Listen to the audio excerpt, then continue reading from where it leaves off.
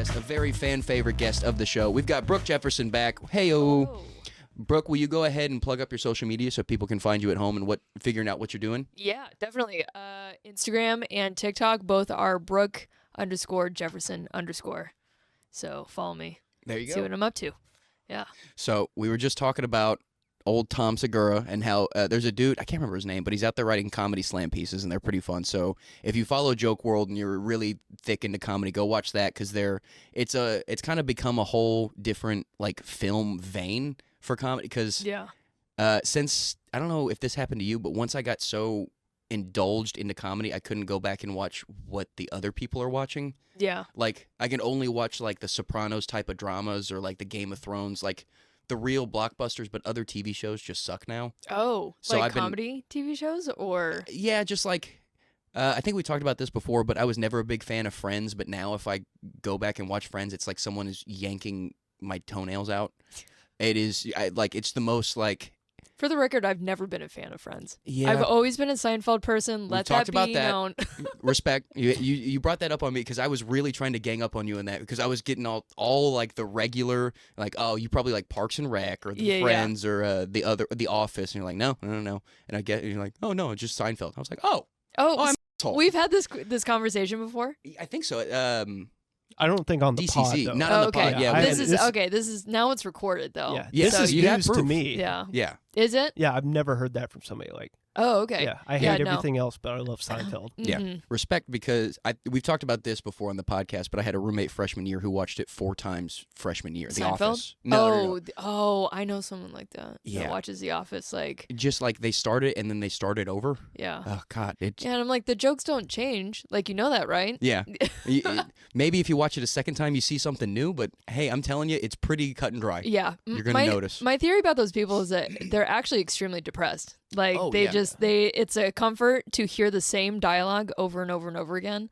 Okay, so they just disassociate the whole time. Okay, so am maybe I triggering something? No. Well, okay. Yeah, you are. But okay. I do listen to basically just podcasts all the time now. That's what's become TV. Same. And it's different every time, but it's the same. It's the same thing every. It's the same people over and over again. I say this because I know. Yeah.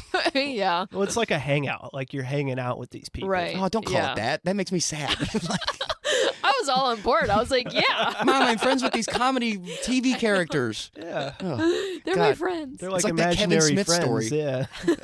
So Blake and I have just been watching. Do you ever go back and watch GQ? The pages of like they take actors and like these are your favorite roles. Now you talk about them. Oh yes, I have seen those videos. Yeah. So I mean, today we watched Walton Goggins, Sam Jackson, and then one other person I can't remember. But the other day we watched Kevin Smith, the indie director. Okay. He did Clerks and he did Jay and Silent Bob. Chasing Amy. Chasing Amy's our favorite one of his. Yeah. But he was talking about how he had a movie as dumb as one called was it Mallrats that saved his life? Yeah, Mallrats. Yeah. So there was he did like this weird Comic-Con type thing, and he was just signing autographs because he's a dork. Kevin Smith, the director, is a known comic book dork. He's at all those conventions, and he has a fan come up with one of the original VHS tapes of his movie Mallrats from 1992. Mm-hmm. He's like, "Oh shit, man, that's fucking rad. Let me sign that." And he goes, "Dude, you don't understand. This movie literally saved my life." Oh my gosh. He said like every day he would come home from school for like 12 years and his dad would beat him to a bloody pulp and then he would crawl back to his room and put in Mallrats and hang out with his friends, i.e. the characters in this movie. Oh my God. And Kevin Smith was like, I wrote that as a stoner movie and it saved your life. Like never in my life did I thought I was going to write a stoner cult classic that saved anyone. I thought it was just going to make people giggle while they were stoned. Is this a good point in the conversation to ask what Mallrats is about? Can I ask? Yeah, it's kind of like a... It's like a hangout movie with just 2 dudes going to the mall. One's trying to get his girlfriend back. Yeah, it's a coming-of-age story kind of thing. Oh, back when... it's called Mallrats because it's like 90s era when the mall was the place. Yeah. So it's all just the gutter kids that are like hanging out in the cafeterias. They're never buying anything. One of them works there.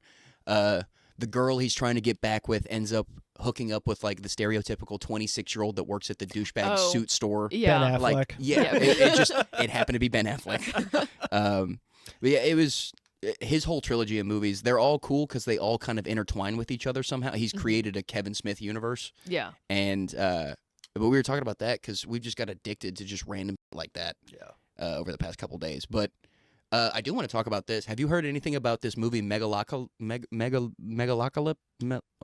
I can't say it. I'm not going to help you. I'm trying to see. He's looking right at you for help. Megalopolis. It sounds large, whatever it is. Yes. Yeah. Large and in charge, apparently. Yeah, it's the new Francis Ford Coppola movie, the guy that did Godfather and Apocalypse Now. Apocalypse Now. Oh. And everyone hates it. Like really? All the critics are there. I haven't seen a score better than a 50. Oh, shit. He's like one of these. I mean, like Godfather, the guy that wrote that, and now he's wrote this terrible movie. But wait, what's it about? It's really weird. So, like, the context first is you have to know that Francis Ford Coppola told everyone, like, basically, fuck off, I'm writing this movie for me. Right. So I don't really care what anyone thinks, and thank God for that. And he also put $110 million of his own money into it. Oh, and like invested. 15 years. Yeah, yeah. It's taken so long to produce and shit like that, but oh my God. It's Adam Driver's the main character, and he's a recluse billionaire mad scientist. He's found an element that's stronger than concrete or something like that, but it maneuvers and changes form and shape and. And that now doesn't follow physics. Yeah. I don't know if I can get on board. It also, everyone's dressed like it's the 1920s, but it's set in like millions of years in advance. Or it's a whole mind that I went into sober, and that was a problem. Like I should have gone on an edible or something. But it's also got like this element has some sort of a hallucinogenic factor to it. It's too many things. It's too many. He was trying to explain it to me earlier, and I was like, that just sounds like a bad Francis Ford Coppola movie. Yeah. And you would be right. Yeah. At a certain point, I feel like someone like Blake would appreciate it because it's almost so bad that you can see what he's trying to do and respect it. Right. Granted, if I didn't know coming in that Coppola was like, I made this movie for me and fuck off, I probably would have hated it a lot more. Right. But you're just sitting there watching it, and you're laughing at parts that are accidentally funny, and you're laughing at parts that are fucking terrible. And you're like, I have no idea what's going on. Wait, I'm invested now, so what happens? You have to go see the movie. Blake, can we the guy's got to make his money back. Can we pull up at least like the IMDb? Just for frame of reference, because I might not even get the plot at all. But from the start, you have to know that it's not like set in any sort of reality. It's a fable. Okay. And it's a fable based around the third emperor or the third empire of Rome, i.e., us, like now, basically. And it's set around the fall of the third empire. So like this is what happens when an empire comes crashing down. Right. And it's one of Shia LaBeouf's first comeback to film. He did amazing, and he's playing the weirdest fucking character you'll ever see. He does a great job. He's also got penciled in like lunch lady penciled in eyebrows, so he looks like an insane person. I can't wait to see this. Yeah, have fun spelling it, Blake. He's got the mega part down. Hyperlink. That's all I needed. Megalopolis. Megalopolis. I'm reading it. I can't even say You're looking straight at it. Yeah, the city of New Rome faces the duel between Caesar Catalina, Adam Driver's character, the mad scientist, a brilliant artist in favor of a utopian future, and the greedy mayor, Franklin Cicero, the bad guy from Breaking Bad. Gus Fringe. Yeah, Gus Fringe. He's the corrupt-ish mayor, but he's not really corrupt. He's just really doing everything for his family and daughter, so it's kind of respectable. So he's a mayor. Yeah, 100%. What was the other thing? Oh, it was a fun kind of like The Great Gatsby meets. Oh, what was the other thing I was thinking of? The Great Gatsby meets the book 1984, talking about like what happens when a dystopian society, like the government takes over, right? And crowds and shadows, like what people see. Yeah. So, in genuine honesty, if this was like a Snyder Cut 4-hour-long movie, I feel like it would have been perfect. It would have gotten like a 90 overall, but it seemed like he had the frame of 4 hours, and they're like, no, it's got to be 2.5 hours. What made you go see this movie on a Tuesday afternoon, just out of nowhere? You know me. I'm on the wind. I had a friend. Shout out Alex, buddy. I'm glad you're safe. We grew up in high school, going to high school together. We grew up good friends, and then after college, he moved to Asheville, North Carolina. Ooh. So he was here for the Hurricanes. Okay, yeah. And so he's all good. Yeah, so he's good. He did have no anything for 5 days. So we were like, his parents were all worried about him. And we're bad friends because he comes into town, and then after talking to my Uber driver to go hang out with them, he's like, yeah, your friend is from Asheville. You might want to ask if he's okay because that's where it hit. And it's become a reoccurring thing where I don't know news. Yeah. And I was like, oh, yeah. Oh. So I find my friend Alex. I go, hey, my Uber driver told me to ask you if you were okay. Yeah. He's like, what? But it was more so like my friend Matthew had set up this thing. You're like, hey, he's coming back to town. Do you want to do anything? I was like, yeah, let's go just hang out. We went to Pluckers to eat. And then he's like, there's a really shitty Francis Ford Coppola movie. And we're like, yeah, let's go see it. You would love him. He's a big movie buff too, so y'all would be able to just go back and forth all day long. But yeah, like it was just weird because we were also the only people in this movie theater. That's was the best though. It was so fun. Yeah. And it was like a 7:30 movie on a Tuesday, so like you thought someone would be in there. Yeah. There was one other guy, and then he left 20 minutes in. That was... He just didn't like the energy you two were putting out. No, we were all laughing constantly, and he was just like, hey, I don't like it. And he just walked out after 20 minutes. He left his snacks. I thought about stealing his popcorn. It was a whole shebang. I didn't. Well, I know. You never but know. He looked gross. Yeah. The type of guy to go to a movie theater alone. Yeah. And also, for an alone movie, or an empty movie theater, he sat 3 rows down from me in the same row. I was like, dude, you could have... anywhere. Like I would hide myself in the back. I've never been to a movie alone before, but I'm thinking about doing it. It's blissful. I do it all the time. Yeah, I did it yesterday. Did you? What movie did you see? Saturday Night Live. The movie. Oh yeah. Oh, it was fantastic. It was good. Should I? Honestly, okay. This might be a point in time to bring up the fact that was my plan for tonight was to go see a movie by myself. So go see Saturday Night. Once you start doing it, you're like, why am I doing this? And then you actually do it, and you're like, oh, this is the greatest thing I've ever done. It's as sad as this sounds. This has become my favorite tradition for my birthday every year. I go to like an 11:30 a.m. movie. Yeah. By my like this year, I think it was Deadpool or something like that. Last year it was like Blue Beetle. It was the that terrible DC movie, just but ruined it was your birthday. Yeah. No, it made it made the movie so much better because I was just like, all right, I'm in a good mood to have a good mood. And then I got there, I was like, this movie was great. And then I watched it again at home, like that movie fucking sucked. Like, oh my gosh. But I was there with a bunch of what I didn't realize coming into watching the Blue Beetle is how much of it actually is an inspirational like Latino story. Like it's very strong with those ties. And I walk in and go, huh.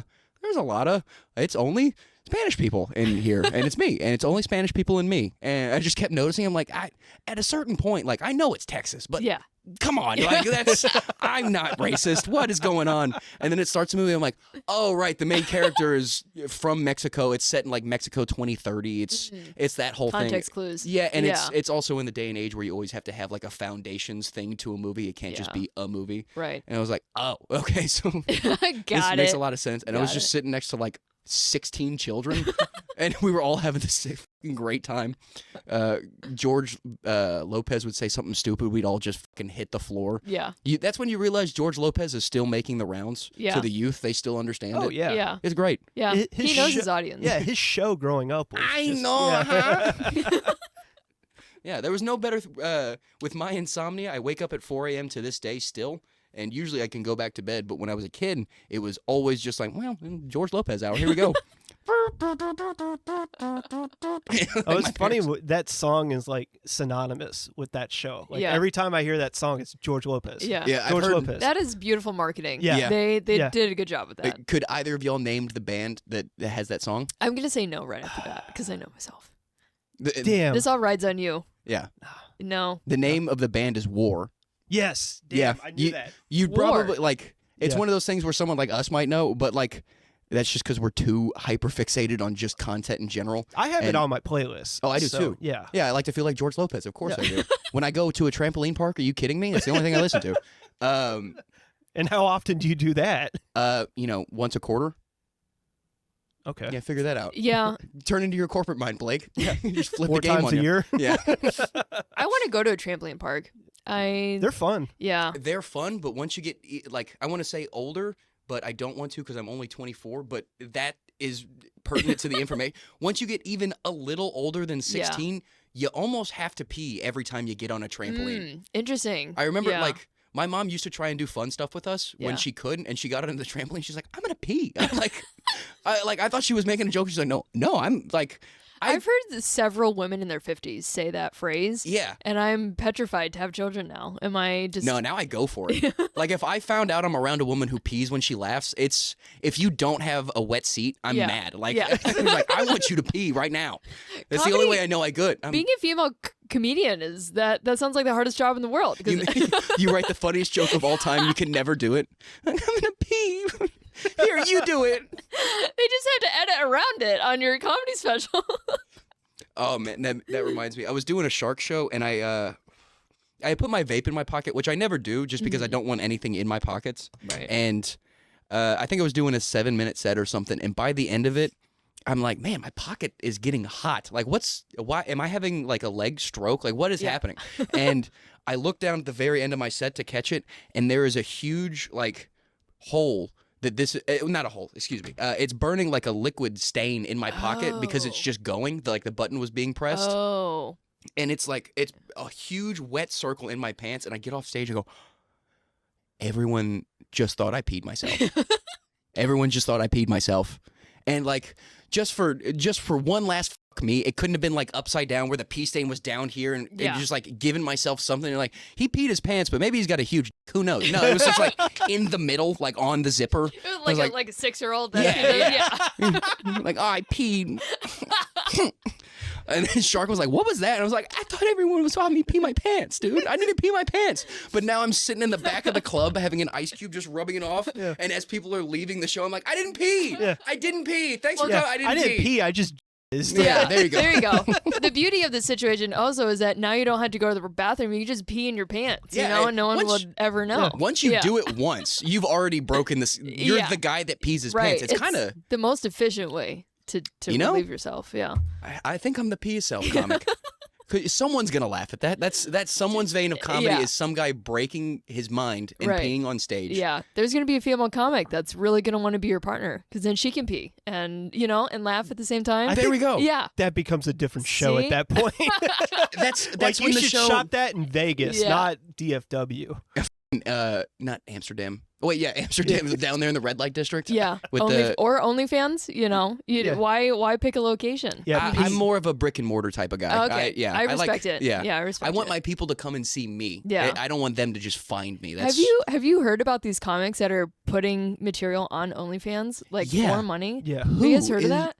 I wouldn't pay for Tim Dillon's thing. Exactly. Well, I mean, I do kind of pay for his podcast, but as soon as I was like, okay, you're wrong, you do that. But yeah, like we were talking about this has become a theme, but like the Catch Me Outside girl made $65 million off of OnlyFans, and she hasn't posted, like, from what I've heard, the most scandalous thing on there is like a bikini picture. Like, it's just like her Instagram. Yeah. I've heard of this girl was saying that she like does comedy and then she also does OnlyFans, and I think it was on Kill Tony and she was talking about this. Oh yeah, do you guys remember this? And she was like, yeah, I don't like show my vagina on my OnlyFans, and all the dudes started booing. Yeah.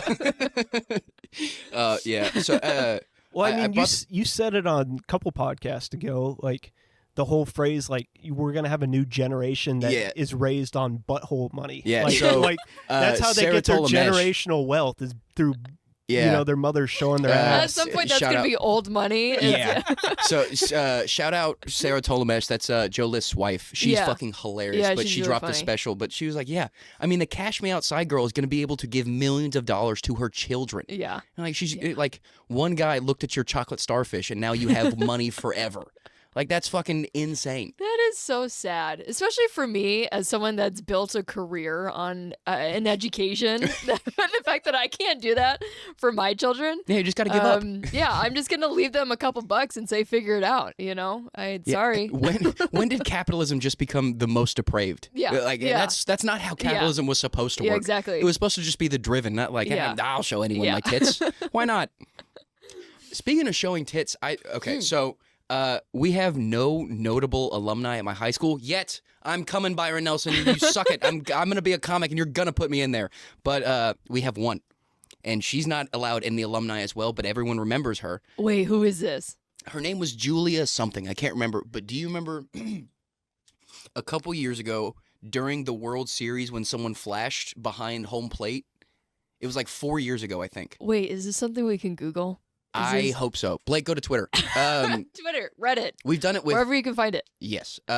We've done it before with when they did it with the hockey games this season. Because that's where you go find like everyone that flashed. It's on Twitter. Yeah. But if I think it was a Dodgers World Series game, but like I'm pretty sure it was Game 4 of the World Series. We're watching the pitch happen. Yeah. It's probably the second inning, so this is why she was always a dumbass. She didn't even wait halfway through the game to like not get kicked out, at least without seeing the game. But I'm watching the pitch happen, and out of like just a little bit off, big boobs, like just like naked big boobs, and I was just like, there's no way I saw that right. And I go to Twitter because when something happens live, you're like, Twitter will catch it. Thousands of other people had to see that too, and I go there like. Tits. That's all it was like hashtag tits. Yeah. And it was this lady, and she was 4 years ahead of me in high school. And she was kind of also like the it girl. Yeah. I remember like, because I was a freshman and she was a senior. So that's amazing. Yeah.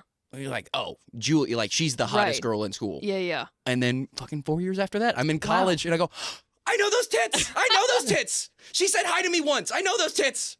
I'm like, I'm fucking high-fiving people while drinking a beer while watching the World Series. Yeah. Did she start on OnlyFans? I don't know, but that's something. That would have been probably the should next. have. Yeah, that would have been the next career move. That was also like right around OnlyFans too. Like maybe it was like a year after, but everyone remember well, not everyone. Every at least 40-year-old dude and older that watches baseball. He's like, I remember those.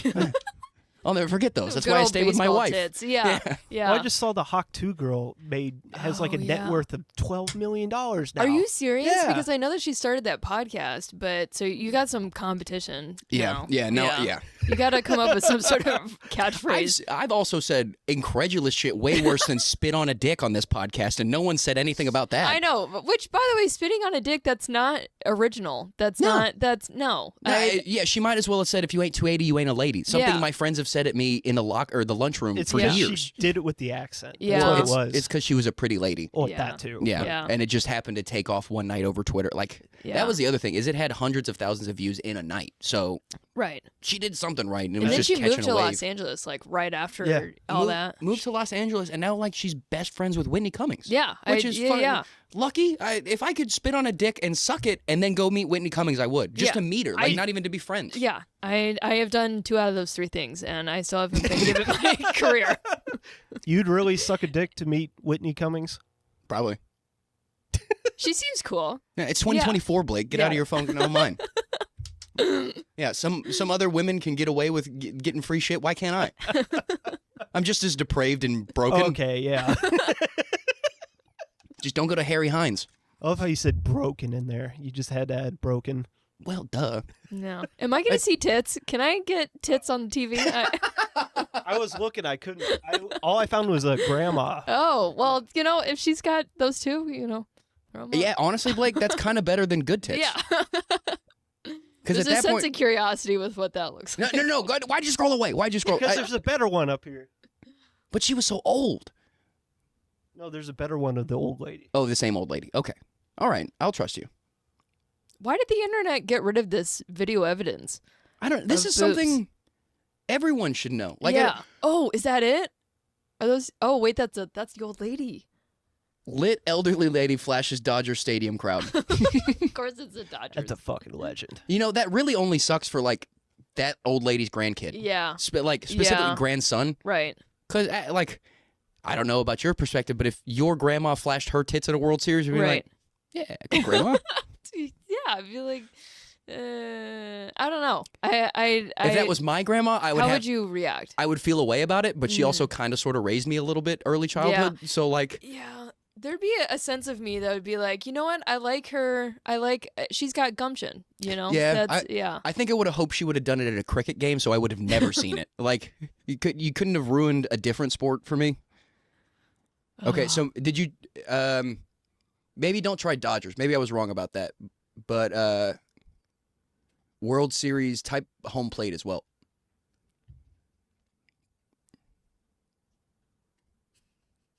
I feel like a little boy just trying to find tits. Yeah, by the way, this is exactly what being 12 is. It's Miley Cyrus boobs. Julia Rose. Does that sound familiar? Yeah. Wait, is that the? Well, I mean, she's broken her silence, so we can talk about it. Yeah, I was keeping her last name out of it, like I didn't know her last name. Of course, I know her last name. Flashing press. Okay, here we go. Yeah, I didn't forget her last name. I was just trying to be nice. 3 women banned from Yeah, banned forever? from Major League forever. Wait, that's the most backwards rule I think I've ever heard of. Yeah, fucking nerds, shut up. This is what. And no one watches baseball anymore. Let us have this. If they want to be cool like that. Is this gonna be censored? I'm gonna be mad.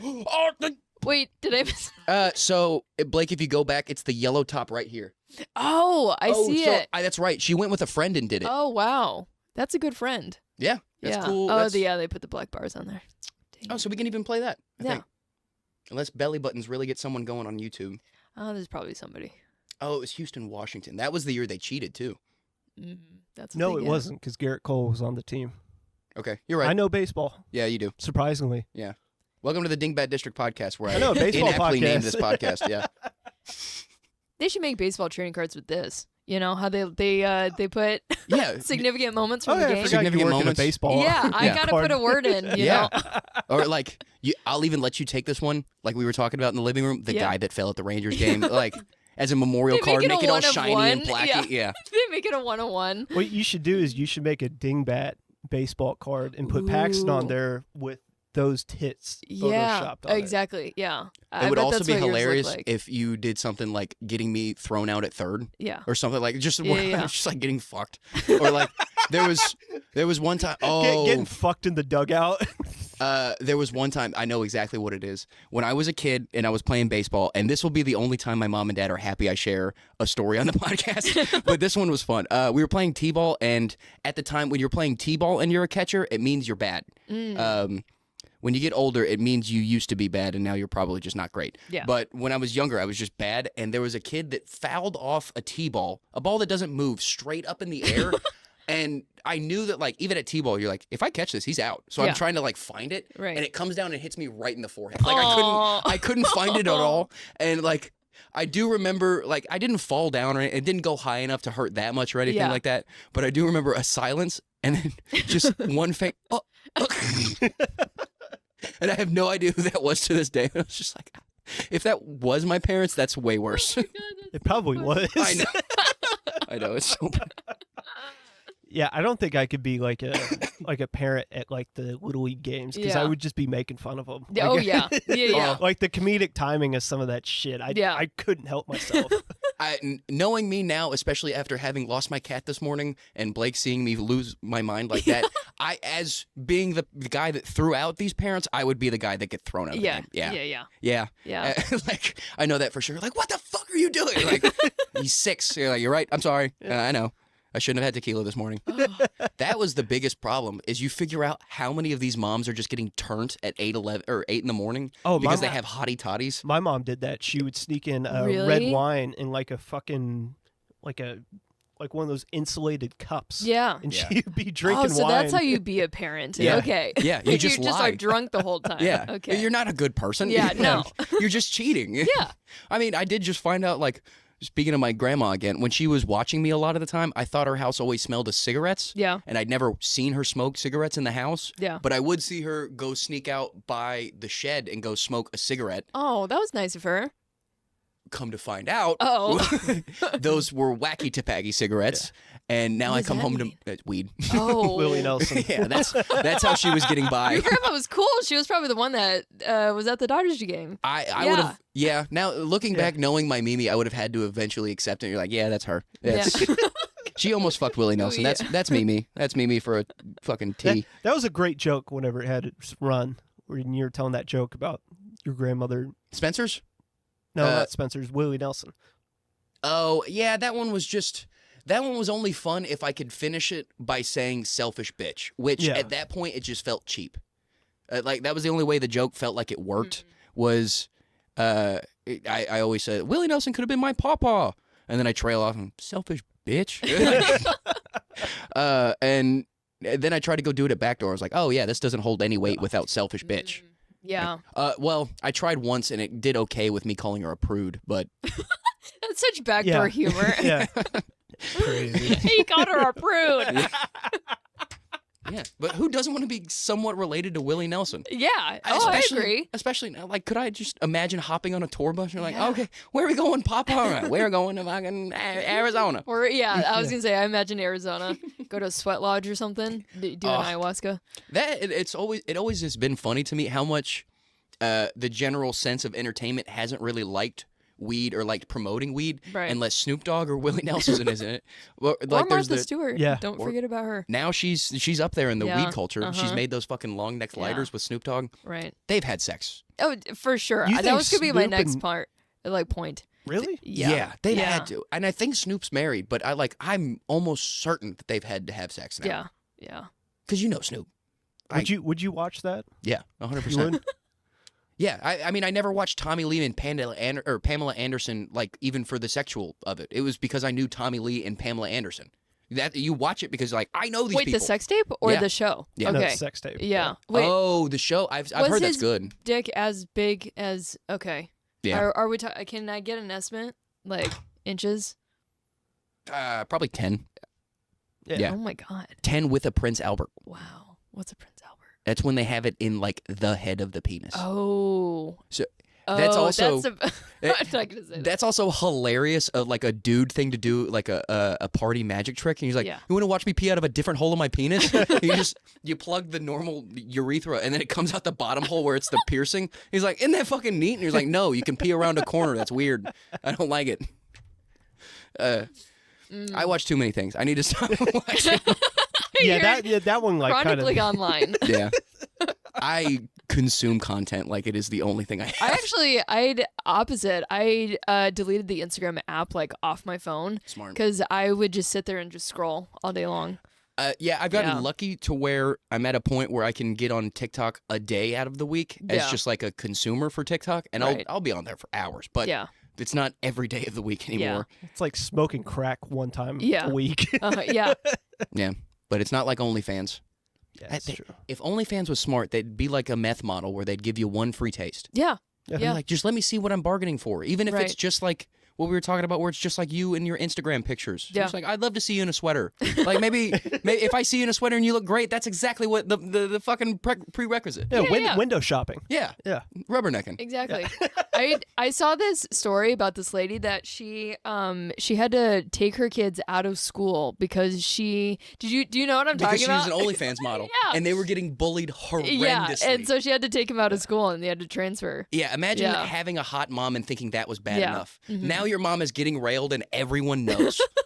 Everyone knows. Well, the thing Oh. about that though is it's genius marketing because it Yeah. becomes a huge news story, and then everybody Yeah. knows her OnlyFans. Right. Yeah, for her, but her kids are ruined for that town. But they get butthole money down the line. Remember? Okay. Yeah. So okay, your whole childhood gets ruined by your mom's butthole Okay. and millions of dollars, Okay. or what everyone aspires as a normal childhood. Not what everyone actually has as a normal childhood where everyone has a fucked up life, but what everyone aspires for a normal childhood. We're assuming we get the butthole money in the will. You do get the butthole money. Okay, I'm choosing the butthole. Yeah. Right? Okay. Yeah. I don't care. It's not my butthole. Yeah. Like- Yeah. This is capitalism. I'm sorry. I don't know if I would have the wherewithal to look down the line like that. You're like, as a 9-year-old, like, I would in a just couple stick it out. years. You know what? I would just be like, I'm just gonna go to therapy. I'm just part of my money is for therapy, and then the other money is for the Porsche that I want. Yeah. Yeah. All right, Cagney Lynn Carter, you're gonna fucking homeschool me now. So while you're fucking taking something up the butt, you also better be learning calculus because I need to go to school and go to college to change my name to make a name for myself. Do you think those kids are gonna be inherently dumb if their mom is that dumb? Okay. Yeah. Well, actually, or do you think that's smart? Is that I can't decide. I That's agree great with marketing. you. Yeah. Like I I agreed said. with you too quickly, but I'm also the antithesis of that. Okay. Everyone in my family flip flops generationally. Like It's like twins, but Yes. with intelligence. Yeah. Okay. like I said, my mom's mom was a hippie. Okay. She was a yuppie because her mom was so much of a hippie that she's like, I don't want to turn into that. Yeah. And then technically I thought my mom was enough of a yuppie to where I'm a hippie again. Yeah. So like it's just a cyclical cycle. Same thing with well, on my dad's side it's different cuz like on my dad's side he shows that it's working, like you can learn from one thing and take it from another and like it's working like that, but with my mom it's like cyclical. It's weird. Okay. But there was also just so much divorce in our family. There's so many branches. Yeah. There's so many branches and so many uncles that aren't my uncles that are my uncles. And I just... That doesn't sound good at all. No. Well, that's my Uncle Mike, like I was telling you earlier. He's not a real uncle. Yeah, it's not a real uncle. And it's usually like, even when they are your real uncle, it's some dumb name like Zeke. Yeah. Uncle I Zeke. have an Uncle Chad, and he's on his 5th wife. Yeah. My dad's dad had 9. Yeah. Oh, shit. 9. Okay. Well, 9 marriages, 7 wives. He remarried 2 of them. Okay. He sounds indecisive. What... He was pretty decisive. When this is the lunaticism that I come from. Yeah. When Obama was elected, my dad's dad moved to the top of a mountain in Ecuador because he thought he was going to put Christians in concentration camps. Wait, you've got to be joking. No. Is he still there? No, Has he he's come dead. back? I'm pretty sure. Yeah. Okay. We weren't sure because he would only write my dad letters, and my dad, rightfully so, would just throw them away. He was a very bad person. Okay. Yeah. Him leaving to go to Ecuador because he thought Obama was gonna kill him was the nicest thing he ever did. Yeah. Now that sounds like a great plot for a movie. Yeah. You got to write that down. That's a log line. Yeah. Honestly, I'm just gonna take all your bad ideas and stick them into one. As long as I have a movie. credit in there somewhere. This is going towards Paxton's better health bill. Put all of his ideas together, and it's Megalopolis or whatever. Yeah. But I found an element. I found an element, and Aubrey Plaza's wearing a sheer top, and you kind of see her boobs. It's Paxtonopolis. Yeah. Yeah. Yeah. That was... I really fucking wish people liked that movie, because it was... For someone that read 1984, Yeah. mostly because I had to, but then I have a weird thing where every book that I cheated on in high school by not reading or even Sparks noting, I had to read again. Okay. So I don't own it, but I've read To Kill a Mockingbird. I did The Old Man in the Sea again. What was the other one? Something in 1984. I can't remember. But yeah, Animal Farm. Does that sound? No, but that's one of the next ones because I Okay. do love George Orwell. Yeah. He's really that was the only book I ever remembered reading in high school and enjoying. Yeah, I read that Um, one too. I like it. Yeah, it especially because the first time my teacher had us read it, she didn't tell us that it was based on World War II. Mm. And then Oh, I don't know if I knew that. Maybe I need to go back and read it. So, Blake, can you pull up a character list of this is what I always thought was funny about the book too, was it was just the weird juxtaposition of certain things, like the pigs were the leaders. Yeah. The pigs were the leaders, and the main leader, Snowball, was Hitler. What's the book called? Animal Farm. But yeah, like I thought just the juxtaposition of naming Hitler Snowball was just like, oh yeah, just completely take away from his overall criminality just altogether. Satirical, allegorical. See, Old Major. An age prize middle white boar provides an inspirational fuel of rebellion. He is also called Willingdon Beauty when showing... Oh, okay, so here it is. He is an allegorical combination of Karl Marx, one of the creators of communism, and Vladimir Lenin, the communist leader of the Russian Revolution. Napoleon the pig was Joseph Stalin. Snowball... Oh, I was wrong. Snowball was Leon Trotsky. I can't remember who Trotsky was, but I think he was a right-hand man. Who else? Yeah, it was just, it doesn't really matter at this point, but I just liked symbolicism that was good on its own and also better once you knew. Right. Like, we were talking about No Country for Old Men. There's those same director, the Coen brothers, did a movie called Oh Brother, Where Art Thou? And I always loved that movie because I watched it, loved it, and then my dad told me that that's based on the Odyssey, the old Greek mythology. And I'm just a geek about mythology in general. Yeah. That's why my whole life I've been agnostic, but I genuinely went to church with my friends. I enjoyed learning about Greek mythology, Celtic mythology. There's a history to it. It's also just interesting finding the overlapping patterns. Like all of the religions have the same, like basically first 10 commandments: be nice to people, don't kill anyone, don't steal. Right. Like that's like if religion is actually set from one place, you can tell that that's the starting point because everyone has those things. Yeah. And then there's like the parables from the Bible that are also very similar to the stories in the Quran, I believe, or maybe it's the Torah. I can't remember, but I had a really cool teacher who was just he was just a nice football dork like I was, but he was also the creative writing teacher in high school and the intro to mythology. Oh, interesting. And because he was so lackadaisical with his curriculum, I think that's why I loved him and I started respecting what he taught. Yeah. Because I was the only one in the class that figured out, like, hey, if we don't want to learn what we're talking about today, if I bring up football, Mr. Bajsadecki will show me his fantasy football roster, and we don't have to learn about the hero's journey for today. I was the first one to figure that out. Yeah. But then at a certain point, I started feeling bad. I was like, no, I like, you could tell Mr. B was getting excited telling us about all this stuff. Yeah. I was like, nah, fuck you guys. Like, I want to learn about this.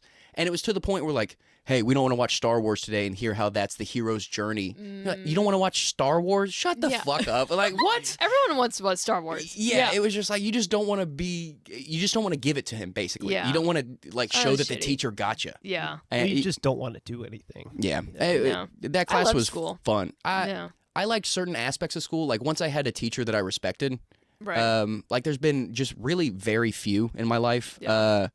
Miss Mock, my 4th grade teacher, was just a hard ass, and I loved her. Mm-hmm. Then I had Mr. B, and there was, I think I've talked about him before, Mr. Offield. Yeah. So my junior year of high school, I was taking the AP classes trying to get a better GPA to go to college, and I took AP, was it APUSH? Or AP US History? It doesn't really matter. But he was the teacher, and he was a younger dude, kind of not kind of, he was super left-leaning, and that wasn't super, like, it wasn't my kind of vein of things. If anything, I was down the middle or maybe right-leaning just because that's where I was and I was younger and stuff. Right. But he wasn't a dick about it, and he was just kind of like, hey, these are how I see the things that we're talking about, and, you know, as an adult now, it means these things. Or, you know, in this vein, if you're a Republican, it means these things. And he was just kind of open with everything. But the part that really got to a lot of the kids was there was a lot of cheating going on, and yeah, I can find a loophole, baby. I'm good at it. But what they had to start doing was before every test, they'd make every student roll up their arms, their sleeves, to check and see if they were writing. And my teacher specifically had a lot of students with like self-harm scars. And stuff like that. And he's like, I can't fucking keep doing this. I don't fucking care anymore. I came here to teach these kids. Like, I couldn't care less what the grades they get. So then he changed he went and fought, the admins. And you're like, no, at this point, it's just like content retention based. I'm not teaching them your curriculum because it's not working and these kids are cheating and I got to fight, or like, now all these things are coming out and I got to find out all my students are going through shit because they can't understand your curriculum and they don't want to. So that sucks. Yeah, I mean, I text with him every once in a while. I think because he quit after that year. He's not even a teacher anymore, I don't think. And he moved back up to Colorado. And he was also one of the first few people that put me on to stand-up. Like, he showed... Really? Yeah, we had... You remember how, like, you would have homeroom, but it wasn't any of your classes in high school? It was just, like based off your roster. Yeah. We had that, and he was our homeroom teacher and our 7th period teacher. And we had lunch right before homeroom. So at the end of lunch, we'd really just go hang out in his room for an extra little bit before class, maybe do the homework that we didn't do and get some help from him. But at a certain point, we'd just figure out we were the only people in there, and he'd put on stuff to just, like, kill the silence. And it was like Patton Oswald. That's the best. Patton Oswald's so good. He showed me Sky Cake, and to this day, I show everyone Sky Cake. That's amazing. Oh, Sky Cake, why are you so delicious? And Sky Cake, if you don't know, Blake, it's a whole bit based on basically what we were talking about. It's the mythology and symbolism of how religion started. He's talking about, I'm an atheist, but I love religion because without religion, there wouldn't be anything. I mean, think about one of my ancestors way back in the day. You're like, please don't kill or rape me. Like, that's what they're saying to every single new person that comes to the village or whatever. Yeah. And then one big, strong guy is like, I can kill and pillage any person I want or take anything I want. And then one dorky, fat Patton Oswalt ancestor was like, but if you kill me, you won't get to go to heaven. And in heaven, they have your favorite dessert all the time. And goes, they have Sky Cake? He's like, yeah, buddy, they got Sky Cake. And incidentally, that this guy has just made religious feuds over the world forever. He's like, if you kill anyone, you won't go to heaven and you won't get Sky Cake. And you meet a new person, tell him that. And he's like, it's Sky Pie, motherfucker, you're dead. And like, and that's how the whole religious feud started over everything. And And, you know, like, looking back on it now, it was weird that he showed me that as a young child. Hey, I mean. But it stuck, and he knew he was quitting, so good on him. Patton Oswalt also has, like, intelligent humor, so that would be a person I would choose to show a high schooler. And that he was also, I loved how vulnerable he was, because everyone, when you're younger, they're all sticking to, like, and I'm not taking anything away from him, but something like a more Kevin Hart, where it's more like, I'm the shit, I'm great, da-da-da-da-da.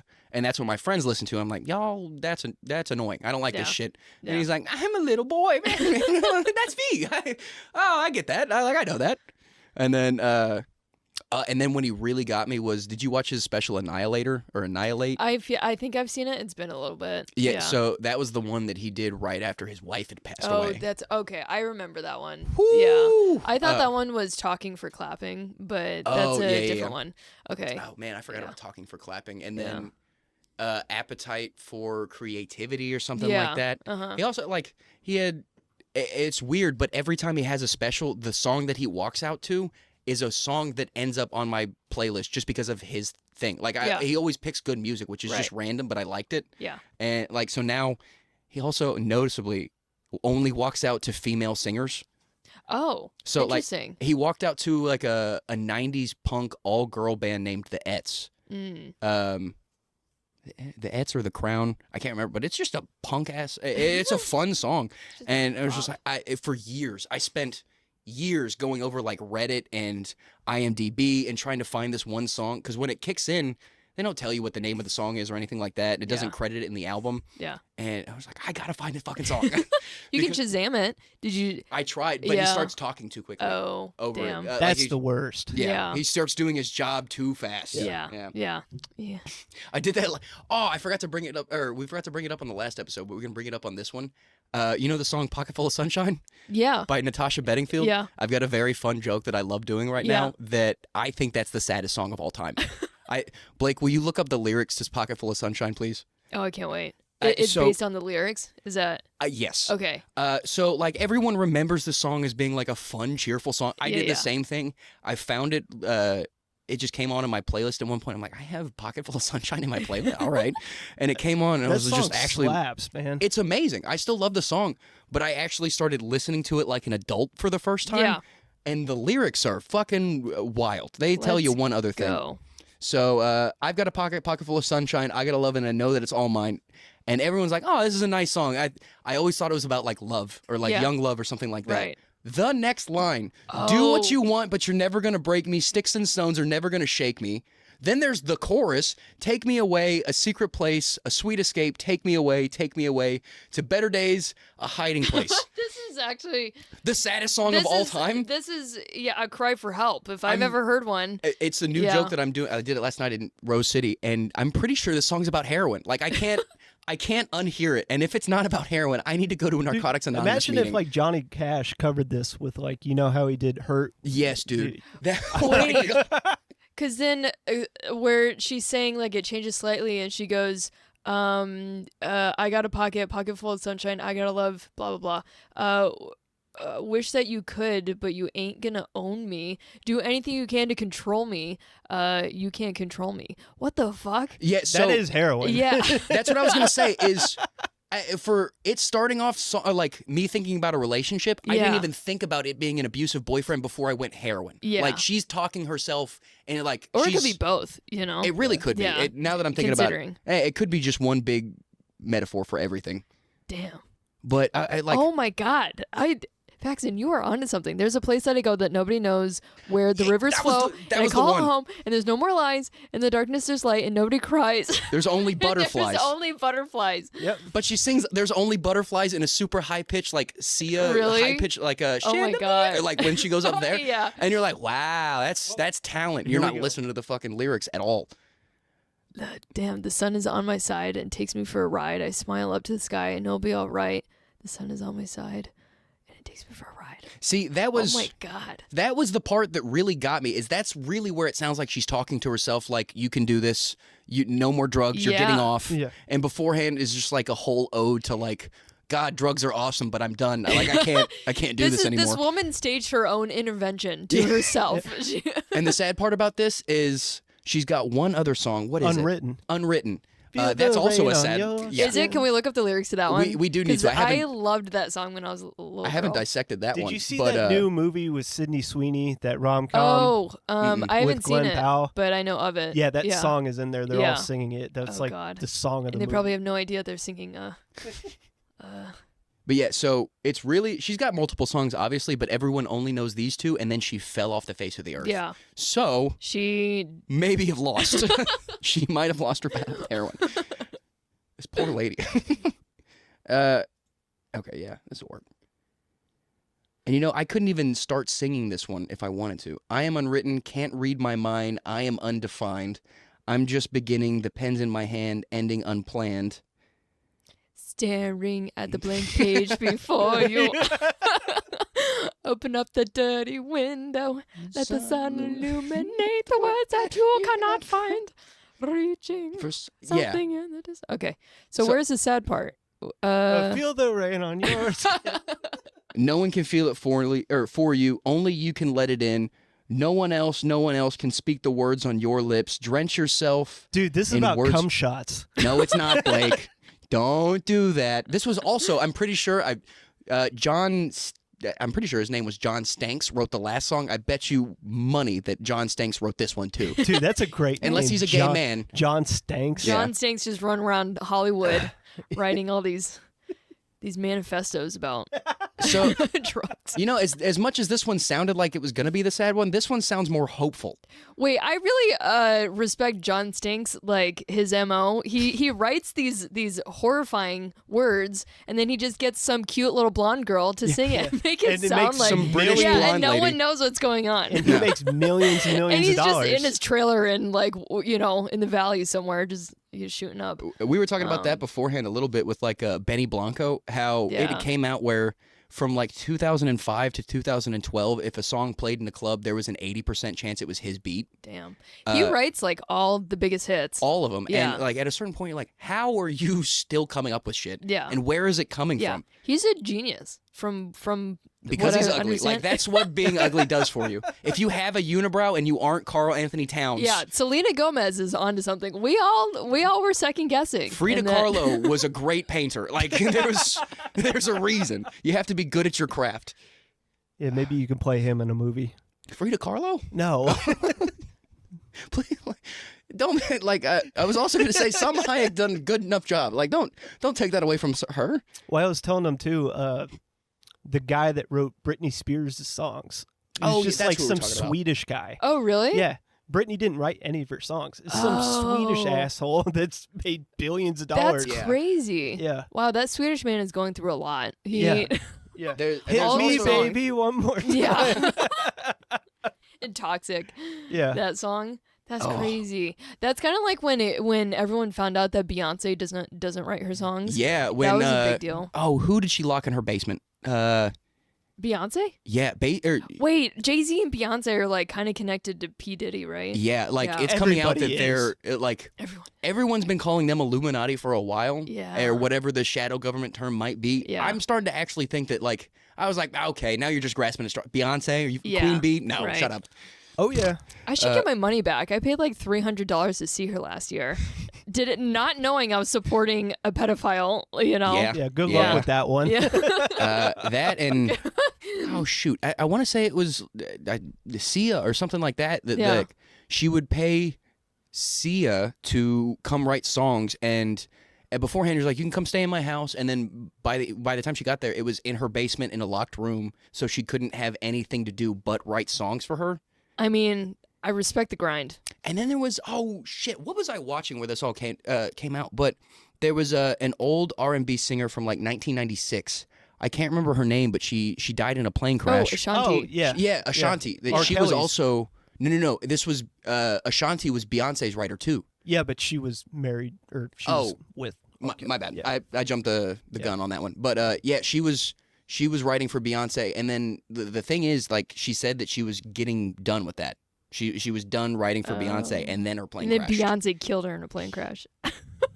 So apparently, it's not just Drake shooting X anymore. It's Yeah. all of the R&B Oh people my are God. running the scene. Yeah. These people need some strong SSRIs, or they need something. They need... Why, Drake, why do you need a fucking armor-plated Tesla truck? Yeah. Like, did you see that one? It's got like 6 wheels on it, too. He made a tank. For real? It's crazy. Is it the Cybertruck thing? I'm pretty sure it was a Cybertruck, but he got something legitimately armor-plated, like a tank. See if you can look up Drake's armor-plated car. Is it because he's worried someone's going to shoot him? Because he's Drake? I think it's so no one can see the 15-year-old in his front seat. Because that is what...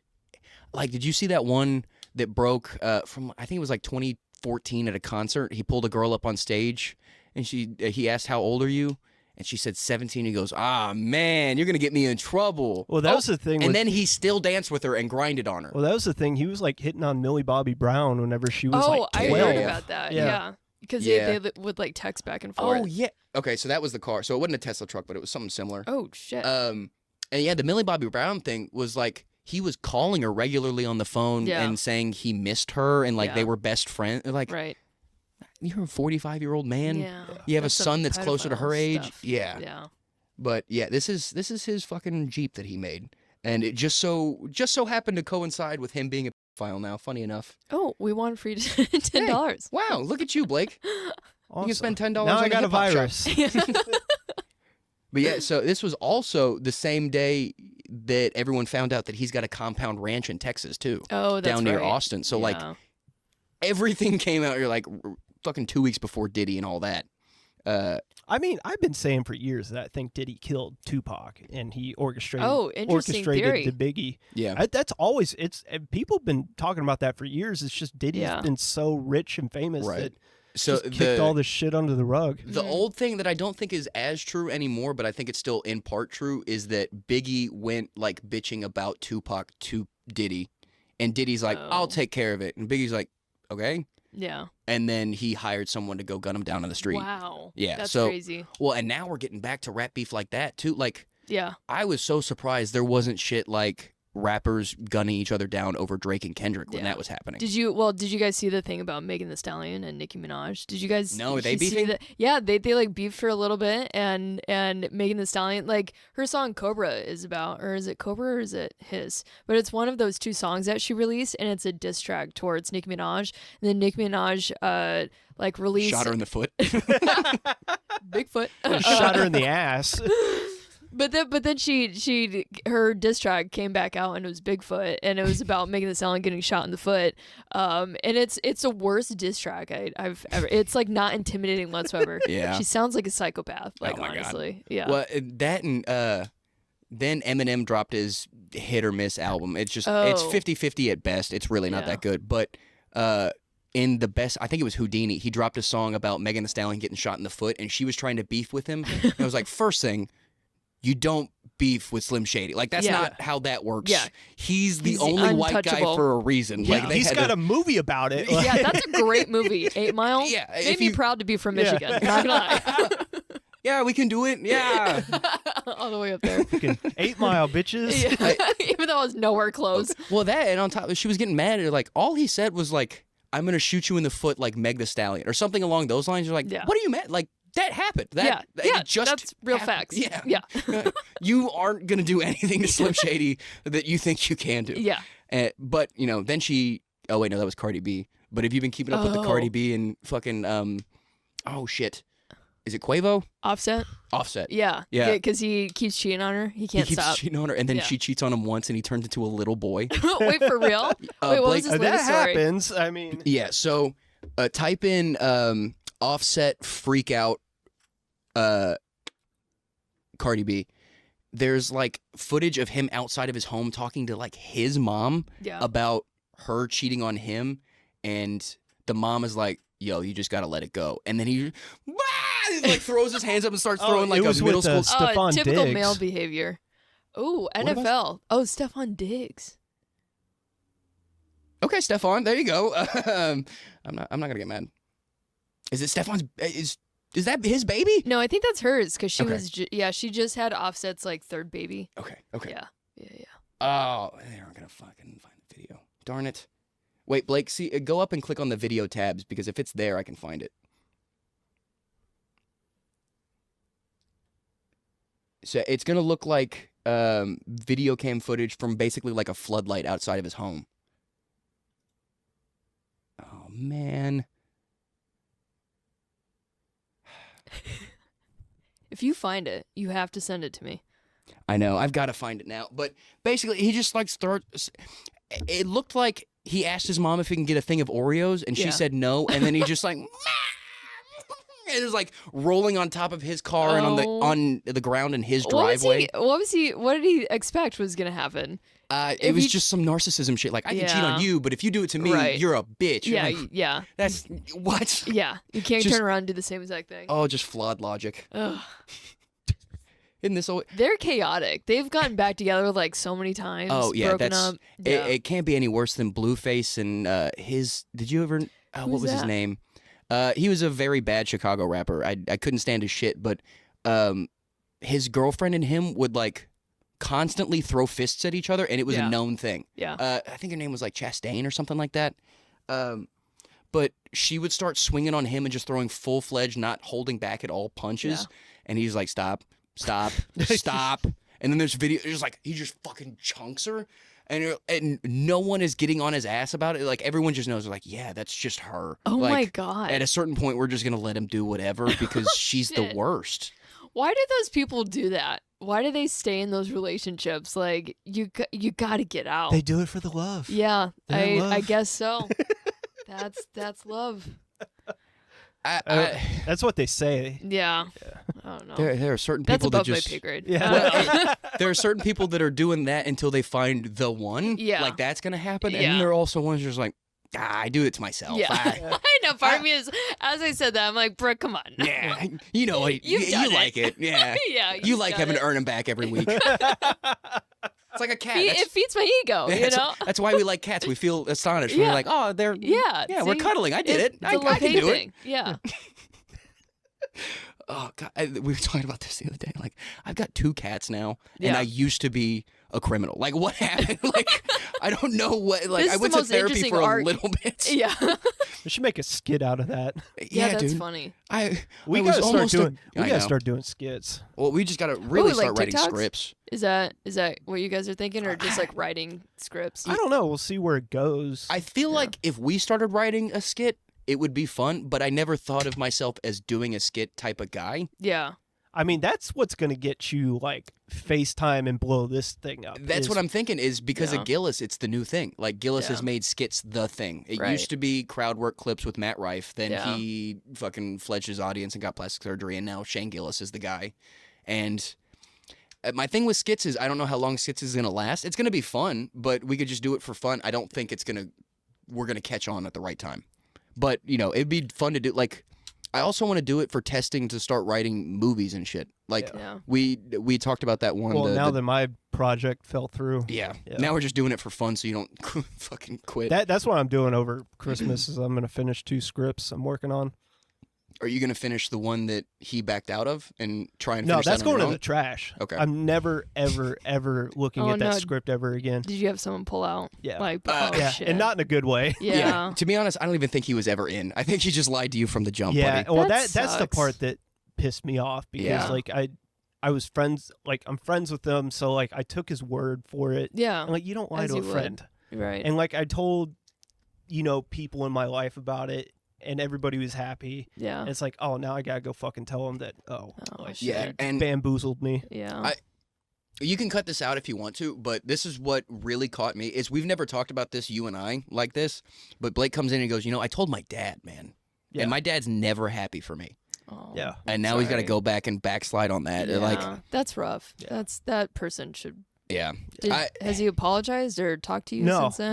no. Literally, the last thing I said was like, because I wrote this script like 2 years ago, Yeah. and it's just been hell trying to get it made. Jesus. And I was like, this is the final straw. It's going in Yeah, the trash. Like, right. fuck you guys. Yeah, Yeah. I mean, honestly, you were showing me that those clips of what y'all were working Dude, on. it was a great and- fucking script. And that's what we were like. You were showing me that when we were starting this podcast. Yeah. So like that was what your platform and portfolio was a year ago. Yeah. At least now you have this, but like he took that away from you. Yeah. Yeah. That's what it was, right? The clips of Yeah. you. Yeah. Yeah. That could have been And such a cool it was script, one of too. those scripts like it got passed around in film school and everybody read it and loved it. Yeah. And that never happens. Right. Like you give somebody a script, they throw it in the fucking trash. Yeah. The only thing that gets Yeah. passed around are the easy women. Ha ha. It's I'm an sorry. easy I feel bad script. for that one. It was sitting there and no one was saying it. It's okay. You never let a joke go. Did you could submit for like contests and stuff? I'm throwing it away because his name's on it too. Okay. Yeah, Yeah. so you I don't want can't to be attached to that. I can't do anything with it now. Yeah. I guess you could take it as practice, for the next thing. I already Yeah. got 2 other scripts I'm There you working go. on.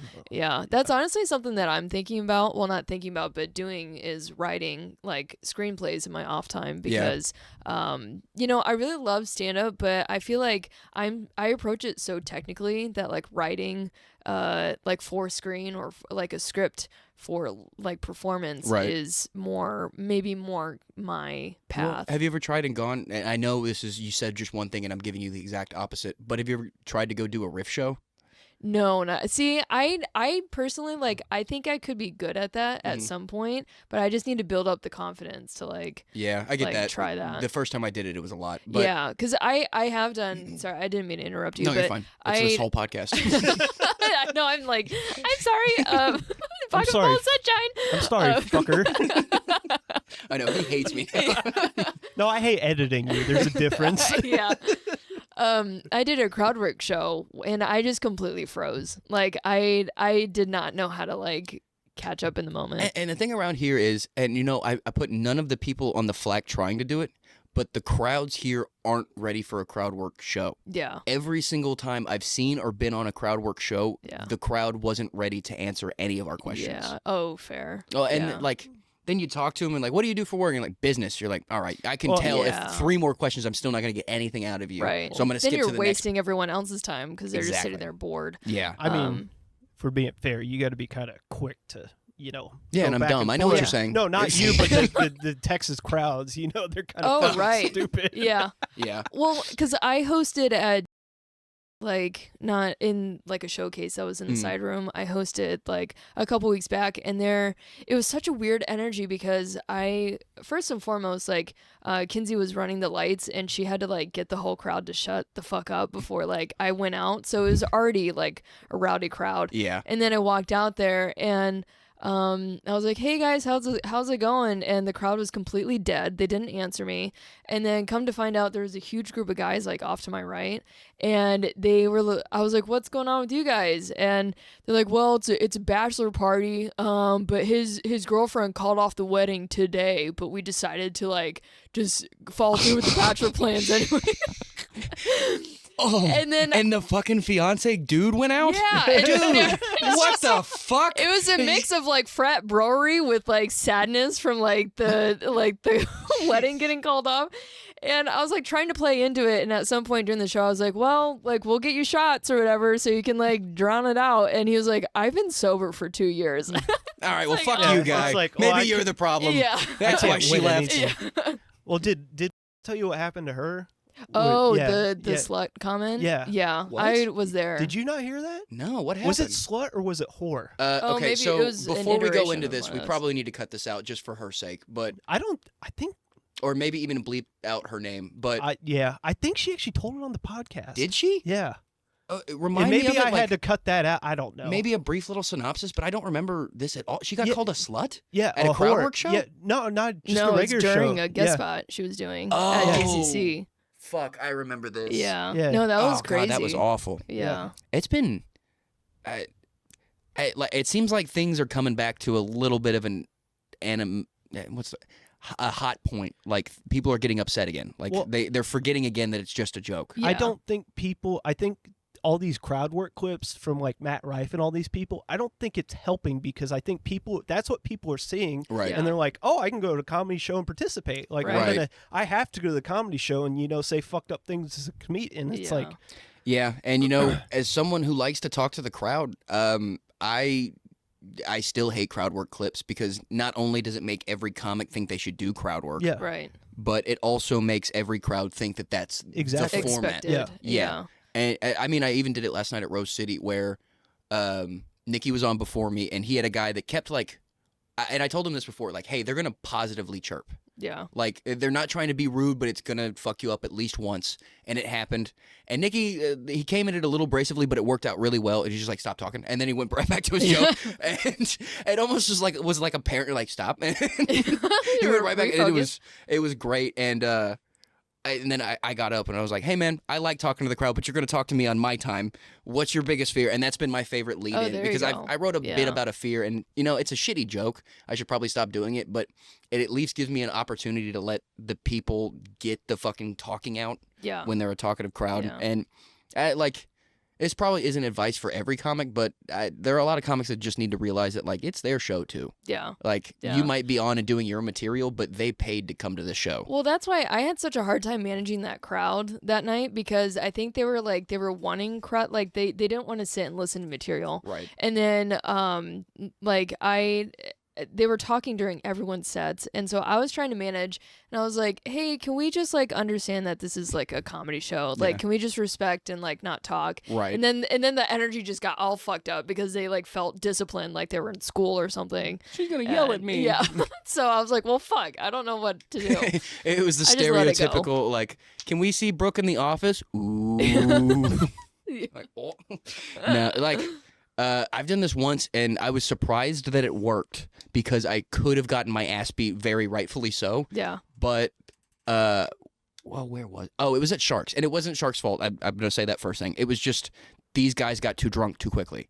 And they were, from what I remember, they were talking to each other loudly, positively about the show. It was stuff like, oh my God, this guy's so funny. That was so fucking, and like they were just talking in a normal voice.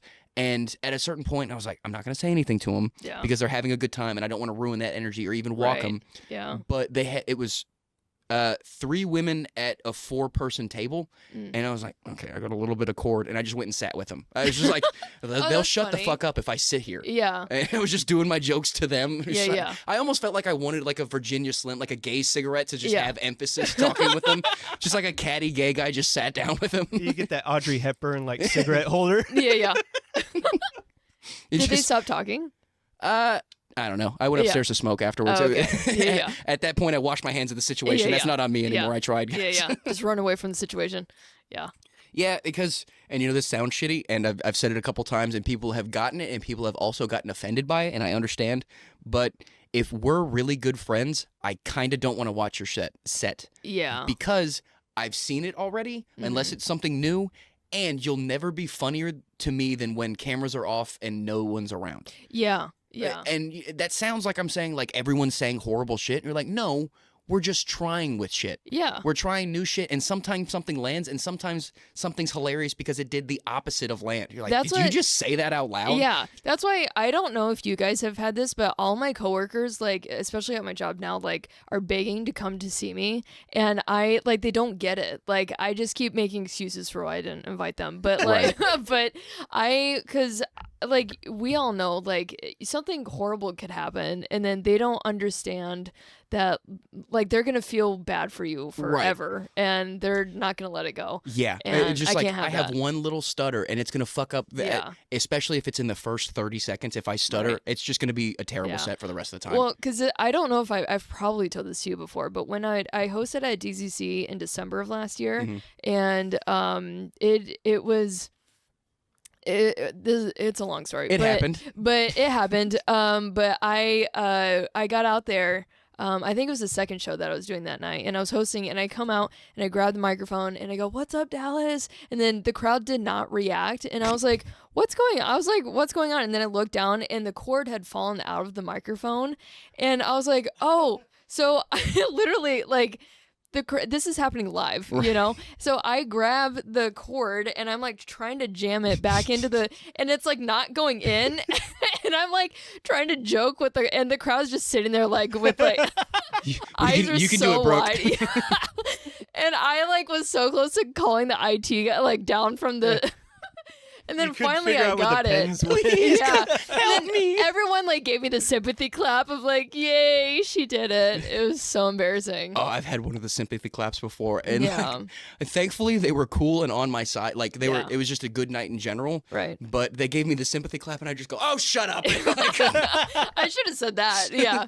I don't need that right now. Yeah. Just laugh at trying to anything remember. I say. Yeah. or even just smile. I don't care if Yeah. I see teeth. That's good enough for Yeah. me. Yeah, exactly. I'm hosting. I just gotta fall on my sword. Yeah. Yeah. Oh my gosh. Oh man, I was trying to. Oh, that's what it was. The only time I've ever had this was, I don't know how to break. Okay, so the only time it's ever happened, and I'm saying this in a way that I'm okay with, but the only time I get rowdy crowds like that is more often in Tyler. Because in Tyler, it's a BYOB, which is awesome. Please go support them. They're also making a level up soon to where they're going to an actual, they're going to have a kitchen and a bar and a whole thing. So if you're out in that generation, and you're watching over here, so never mind. Fucking no one from Tyler's watching this. But that's been the times that I have the rowdiest crowd because they're selling. Yeah. It's so comfortable to me, which is a problem. But they're selling boxed wine, and everyone's like, if you don't that's drink, right. When I went the last time, it was Franzia. Just like it's 2 boxes of Franzia, and it just smells like rich mommy kisses in there. Yeah. And Honestly, then, nostalgic. Yeah. And then like one dude was sitting on his case of beer, like he couldn't just put it under his chair. I'm like, why are you doing that? Oh, Like, interesting. yeah, he must have been fucked up. Like he must have Yeah. had a case prior to having that case. Right. And he was sitting, I'm like, it's gonna get warm. Like, Yeah. No. Yeah. Okay. But this is still when I was going to do Monday open mics there every once in a while, and those are fun because that's a whole different type of crowd because they Yeah. are definitely there for comedy because it's a Monday night. Right. They're fucking hammered because of the people that go out on Monday nights are degenerates. In Tyler. Yeah. And they're just like, fuck you. Like, there was one guy that was there and he had gotten fucked up off of the Franzia, and he was talking through everyone's set a little bit, and because I wasn't in Tyler, I'm like, I kind of don't mind if I'm an asshole to this guy. Let's see what happens. And then he talked during my set. I was like, shut up. I didn't write a duet. This isn't for you right now. Shut the fuck up. And like, I'm just going back and forth with this guy. We're like, it seems like we're heated, but I know I'm kidding at least. Yeah. And he says something like, I'm going to follow you everywhere. I was like, please fucking don't. Like, I'm going back to Dallas tonight, and I'll never see you guys. And he goes, I live in Dallas. I go, oh, fuck me. God damn it. Wait, for real? I just buried myself into a corner. Oh, shit. And I've also been thinking about this guy. Like, if he just ever shows up, I'll never forget his face. He lives in your head. Yeah. Yeah. 100% rent free. Like, he's sitting there right next to where Blake is going to sleep. He lives here. And that's where the fun ones happen. Like, as soon as you give up and you're like, if I can see that it's a rowdy crowd and not find out it's a rowdy crowd, that like that you sucks can at DCC when you walk out, you're the host, and you're like, oh, okay, so you aren't a rowdy crowd. Yeah. And now I'm gonna have to make you try and be rowdy. Right. This is tough. Yeah. But- I prefer rowdy versus unrowdy because then it's harder to get them on your side when they just don't want to laugh versus the rowdy. Like they can be positive rowdy. Right. Yeah, and be fun. And even when it's negative rowdy, it's usually one person that's being negative rowdy. Yeah, and you can pick on And that person. You can pick on that person, and once you bury that person, you have everyone else's attention Right. in the room because it's funny, but no one likes to admit it. They're going to comedy shows just because they're as hateful as us. They're just as angry, and they hate that guy. Yeah. We all hate that guy. We hate the guy that talks in the movie theaters. It's that guy. Fuck that guy. The only time that I got the crowd to really laugh during that situation with the bachelor party, they like were immediately talking over me, and so like they wanted to make it about them, so they're telling me that hey, this dude, like, this is his bachelor party, but his girlfriend broke up with him this morning, and they kept talking throughout my set, and I finally stopped, and I was like, just because your shit got ruined doesn't mean you have to ruin mine. Like, can we just like? Yeah. I'll talk to you afterwards if you just want to Exactly. like I talk. tried to offer shots, but apparently you're a little bitch. That Handle your liquor, bitch. Shut up. All right. So, Blake, where are we at? Yeah, hour 20. We're at an hour 20. Okay. That's a great place to stop because I've also got to pee real bad. Yeah, But Blake, same. Yeah. if you will go ahead and plug up your social media one more time. Oh, yeah, and yeah. then we'll close out and then Okay. get everything going. Cool. Brooke Jefferson, Brooke_Jefferson_ on Instagram and TikTok. I did say that I deleted the app of Instagram off my phone, but it still exists. So please follow It still me. exists and it's on your computer. So when you have to go to do business. Yeah, I'll see you on my desktop. Yeah. I need that so bad. I need to start doing that. But follow me at pbailey_comedy. and Dingbat District Pod on TikTok and Instagram. And like and subscribe to the YouTube channel if you aren't already. We've got new big changes coming to the studio soon and new big changes coming to the network as well. So y'all stick around for those. Other than that, bye. Bye.